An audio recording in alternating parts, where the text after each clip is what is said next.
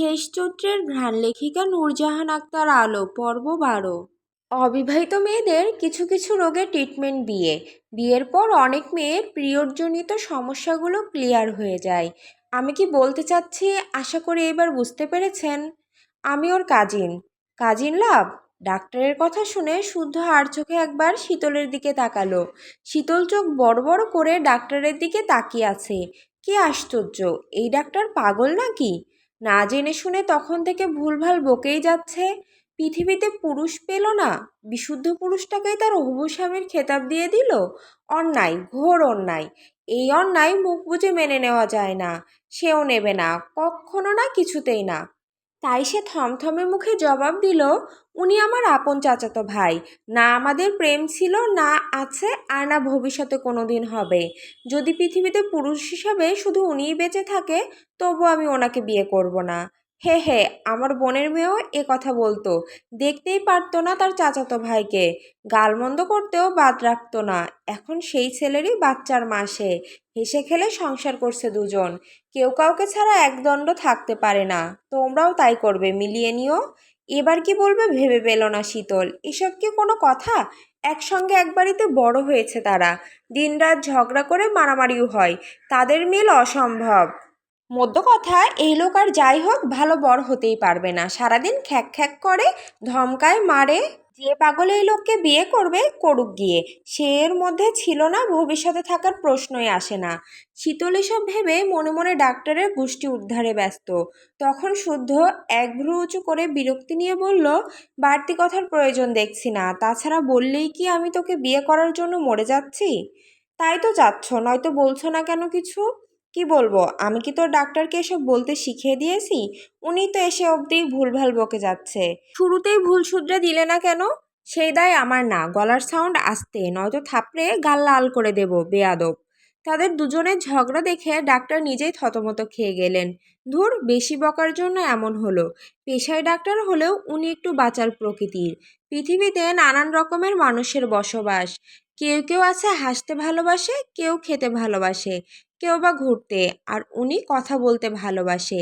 এর আগেও আগ বাড়িয়ে কথা বলায় বিপাকে পড়েছিলেন। আজও তাই। তবে উনি সরি বলবেন না, কারণ ওনার অন্ধ মন এখনও চিৎকার করে বলছে এদের মাঝে কিছু ঘটবে। কারণ প্রায়ই কাজিন লাভ স্টোরির শুভারম্ভ হয় ঝগড়া মারামারি দিয়ে। শুদ্ধ ধমক খেয়ে শীতল আর একটা কথাও বলল না। মন মেজাজ বিগড়ে গেছে। এই পাগল ডাক্তার তার ফুরফুরে মেজাজকে নিজের হাতে খুন করেছে। তাই সে আগে ফোঁসফোঁস করে অন্যদিকে তাকিয়ে রইল। তখন ডাক্তার বেশ কিছু পরামর্শ দিয়ে প্রেসক্রিপশন এগিয়ে দিল। শুদ্ধ সেটাতে একবার নজর বুলিয়ে উঠে চেম্বার থেকে বেরিয়ে গেল। শীতল পিছু পিছু গেল। আশেপাশে সিমিনকে না দেখে সিঁড়ি বেয়ে নিচে নামলো দুজন। মুখে রা নেই কারো। রিসিপশন থেকে কয়েক হাত দূরে সিমিন একজন মহিলার পাশে বসে আছে। ছলছল চোখে তাকিয়ে সান্ত্বনাবাণী ছড়াচ্ছেন। যেই মহিলা কাঁদছে ওনার বাবা মারা গেছে, লাশ নিয়ে যাওয়ার ব্যবস্থা হয়ে গেছে। একটু পর লাশ নিয়ে চলেও গেলেন ওনারা। শুদ্ধ হাসপাতালের সামনে থেকে সব মেডিসিনগুলো নিয়ে সিমিনের হাতে দিল।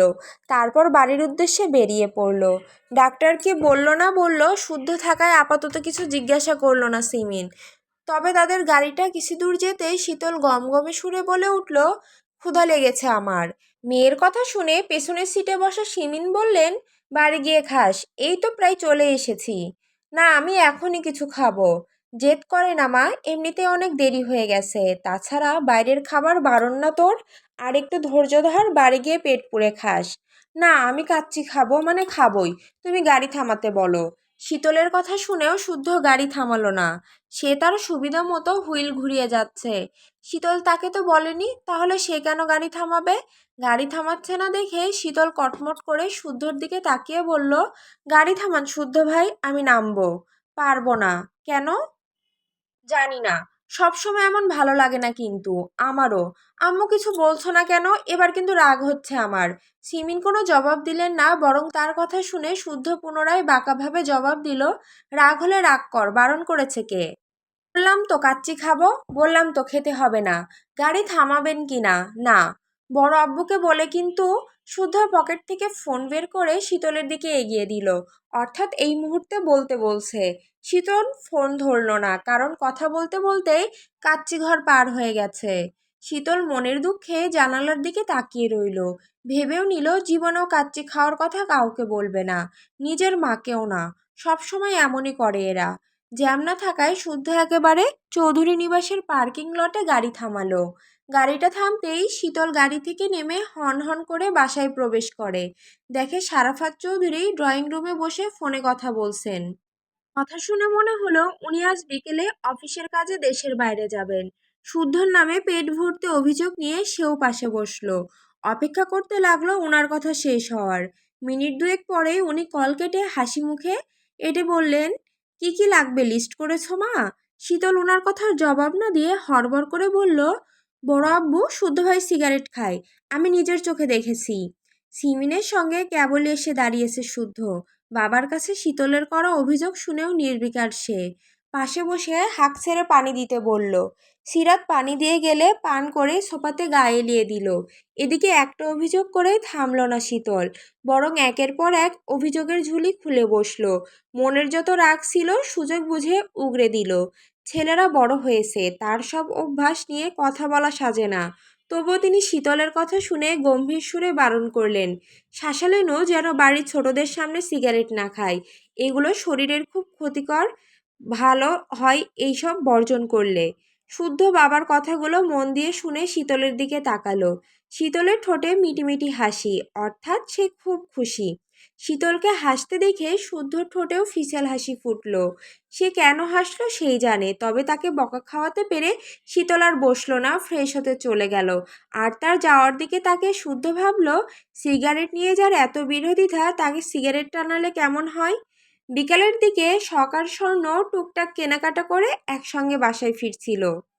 হঠাৎ মাঝপথে দেখা হলো আহনাফের সঙ্গে। পাশ কেটে চলে যাওয়ার জন্য মন স্থির করলেও আহনাফ হাসি মুখে তাদের সামনে এসে দাঁড়ালো।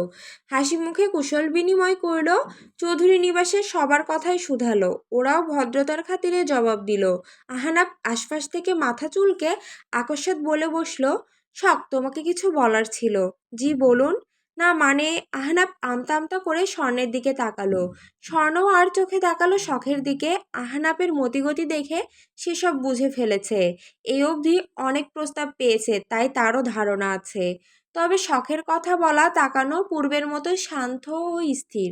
সে স্বাভাবিকভাবে চুপ করে দাঁড়িয়ে আছে, তার পরনে মিষ্টি কালার থ্রি পিস ও কালো হিজাব। হেঁটে আসায় নাকের ডগায় জমেছে বিন্দু বিন্দু ঘাম, তবে বেশ লাগছে, যেন মন মাতানো কোনো ফুল। আহনাপের চোখে মুখে মুগ্ধতা দেখে স্বর্ণ আবার বোনের দিকে তাকালো।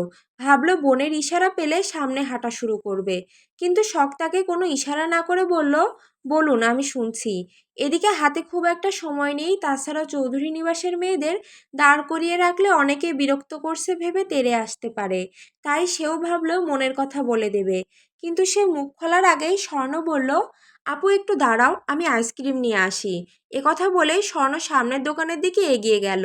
সুযোগ বুঝে আহনাফ মনে মনে স্বর্ণকে ধন্যবাদ দিয়ে অকপটে বলে ফেলল, এই যে হবু ডাক্তার, আমার মনের ডাক্তার হবেন। শখ সাথে সাথে কোনো জবাব দিল না, তবে তার চোখে মুখে অস্বস্তি ফুটে উঠেছে।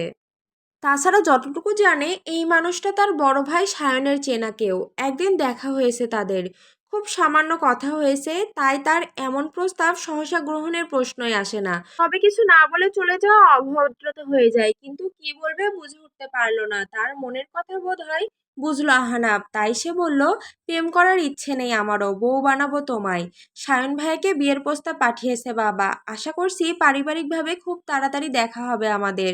শখ চুপ করে শুনলো, তারপর অস্বস্তি থেকে বাঁচতে বলল, আসি তাহলে। কথা বলে কিছু বলার সুযোগ না দিয়ে হাঁটা ধরলো। দোকানে খুব ভিড় থাকায় সেও এগিয়ে গিয়ে দাঁড়ালো স্বর্ণের পাশে। স্বর্ণের রাগান্বিত মুখশ্রী দেখে কিছু বলার আগেই নজর গেল পাশে দাঁড়ানো সেদিনের সেই পুলিশের দিকে। নামটা বোধহয় ইনসান। সিভিল ড্রেসে থাকলেও চিনতে অসুবিধা হলো না, তবে স্বর্ণ রেগে থাকার কারণ বুঝলো না সে। দোকানে ভিড় দেখে আহানা পাশের দোকান থেকে আইসক্রিম কিনে দোকানের সামনে এসে স্বর্ণের নাম ধরে ডাকলো। তারা তাকালে ইশারে করে তাদের বেরিয়ে আসতে বলল। দুবোন চোখাচোখি করে বেরিয়ে এলো। আহনাফ স্বর্ণের হাতে অনেকগুলো আইসক্রিম ধরিয়ে দিয়ে বলল, বড় ভাইয়া হিসেবে দিলাম, না করলেও শুনছি না। স্বর্ণের মুখভঙ্গি এখন স্বাভাবিক। সে বোনের দিকে একবার তাকিয়ে মুখ টিপে হেসে বলল, ঘুষ দিচ্ছেন দেন, না করছি না, তবে ঘুষের বিনিময়ে বোন চাইলে দেব না কিন্তু। এ কথা শুনে আহনাফ হেসে ফেলল। হাসার দরুন গালে চমৎকারভাবে দুটো টোল পড়ল। শখ দেখলো কিনা বোঝা গেল না, কারণ সে অন্যদিকে তাকিয়ে আছে। স্বর্ণ মজা করছে দেখে আহনাফও হাসতে হাসতে বলল, তাহলে কি দিলে বোন দেবে শুনি? লেনা দেনাতে কাজ হবে না, আমার বোনকে পেতে হলে পরীক্ষা দিতে হবে। পরীক্ষা দিতে দিতে যানজীবন কয়লা হয়ে গেল, এখন বউ পেতেও পরীক্ষা দিতে হবে? তা তো হবেই, আমার বোনকে তো আর যার তার হাতে তুলে দিতে পারি না। তা তো অবশ্যই, তা বলুন ম্যাম, কি পরীক্ষা দিতে হবে? সময় হলে জানিয়ে দেব, আজ আসি। একথা বলে স্বর্ণ শখের হাতটা ধরে হাঁটা ধরল। আর 2 মিনিট হাঁটলেই চৌধুরী নিবাস, তাই আর রিক্সা নিল না। তবে তাদের যাওয়ার দিকে তাকিয়ে রইল দুই জোড়া চোখ, একজনের চোখে মুগ্ধতা, অন্যজনের চোখে হিংস্রতা।